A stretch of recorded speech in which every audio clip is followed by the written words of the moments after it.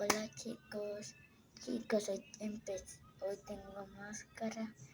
eh, he vuelto a ser de YouTube.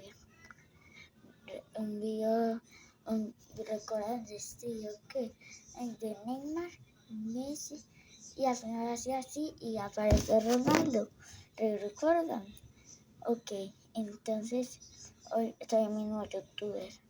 O sea, pueden ver aquí en el foto y ya vieron quién soy. Y pero, si este video llega a 10 likes y son 10 suscriptores más, muestro una parte de mi cara. Y chicos, esto sería lo más difícil. Entonces, si ustedes quieren ver algo de mi cara, pues escríbanse acá abajo o me gusta. Ok, chao.